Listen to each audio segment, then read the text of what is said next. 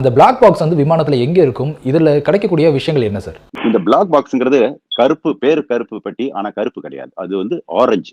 என்ன காரணம் அப்டின்னா, அது எங்கேயாவது கிடைக்கும்போது அது நம்ம கண்ணுக்கு விசிபிளா தெரியணுங்கிறதுக்காக வச்சிருக்காங்க. அதுவும் இல்லாத இந்த பிளாக் பாக்ஸ் வந்து எங்க இருக்கும் அப்டின்னா, டெயில்ல. அதாவது அதுதான் வந்து இம்பாக்ட் கொஞ்சம் கம்மியா இருக்கும் அப்டின்னு கருதுறதுனால, டெயில்ல இருக்கும். 2 பாக்ஸ் இருக்கு. ஒண்ணு வந்து சிவிஆர்ன்னு சொல்றது. Cockpit voice recorder. அது nothing. Last 2 hours of pilots conversation மட்டும் தான். பேசுறது மட்டும் ரெக்கார்ட் ஆகும். Like tape recorder.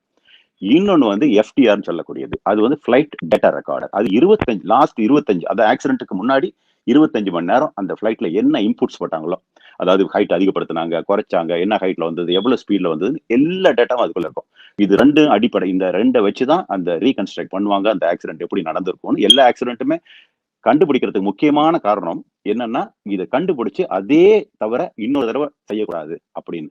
இந்த பிளாக் பாக்ஸ்ங்கிறது வந்து எப்படி உருவாச்சுன்னு சொல்றேன். 1930கள்ல ஒரு தடவ ஒரு ஆஸ்திரேலியன் ஒருத்தர் இறந்துட்டாரு ஒரு ஏர் கிராஷ்ல. அவங்க சன் பேரு ஐ திங்க் டேவிட் வார்னர்ன்னு நெனைக்கிறேன்.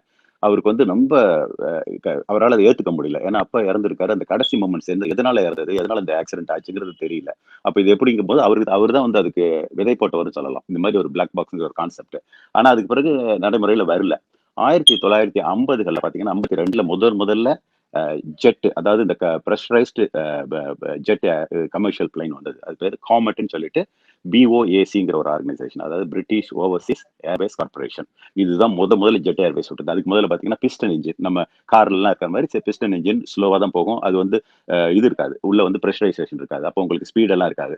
அது கொண்டு வந்தாங்க. கொண்டு வரும்போது என்ன ஆச்சுன்னா, முதல் வருஷம் நல்லா தான் போயிட்டு இருந்தது. அதுக்கு பிறகு 12 மாசத்துல 3 ஃபிளைட் மிட் ஏர்ல 2ஆ உடைஞ்சிருச்சு.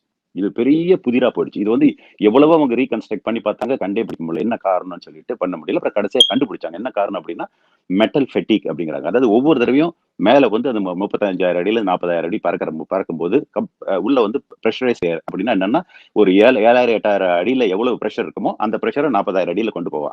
அதே பிரஷர் உள்ள இருக்கும். அப்போ உள்ள வந்து பிரஷர் அதிகமா, வெளிய லோ பிரஷர் இருக்கும். அப்போ வந்து ஒவ்வொரு தடவையும் அந்த மெட்டல் எக்ஸ்பேண்ட் பண்ணி ஒரு ஃபியூ இன்ச்சஸ் ஏர்பிளேன் எக்ஸ்பேண்ட் ஆகும். அப்புறம் சுருங்கும். இப்படியே விரிஞ்சு சுருங்கும்போது, அந்த மெட்டல்ல வந்து வீக்னஸ் உண்டாயி, அந்த பிளேன் வந்து 2ஆ உடைஞ்சிருச்சு. இந்த மாரி ஒரு ஒரு கமர்ஷியல் ஜெட் ஃபிளைட் வந்து ஆரிஜின். அப்ப வந்து என்ன ஆயிடுச்சுன்னா, அந்த ஃபிளைட்ட கம்ப்ளீட்டா எவ்வளவு மாடிஃபை பண்ணாங்க. அதுக்கு பிறகு தான் போயிங் அண்ட் ஏர்பஸ்லாம் உண்டாச்சு. இத வந்து இந்த ப்ராப்ளத்த அவங்க ஃபிக்ஸ் பண்ணாங்க. எப்படி ஃபிக்ஸ் பண்ண முடிஞ்சது அப்படின்னா, அதுக்கு பிறகு தான் அந்த அந்த நீட் வந்தது. இது எப்படி நடந்திருக்கும்? அந்த கடைசி மூமெண்ட்ஸ் என்ன? பைலட்டோட ஆக்ஷனால ஏதாவது ஆயிடுச்சு அப்படின்னு பார்க்கறதுக்கு நீட் வந்தது. அப்ப 1950கள்ல இது டெவலப் ஆயி 60கள்ல தான் இது இம்ப்ளிமெண்ட் ஆச்சு. இப்போ ஒரு 5700 கிலோகிராம் வெயிட் உள்ள டர்போ பிளேனும், 25,000 கிலோகிராம் மேல இருக்கிற பிஸ்டன் பிளேனும் பேசஞ்சர் எடுத்துட்டு போனா, கண்டிப்பா அந்த பிளாக் பாக்ஸ் வச்சு தான் கொண்டு போணும்.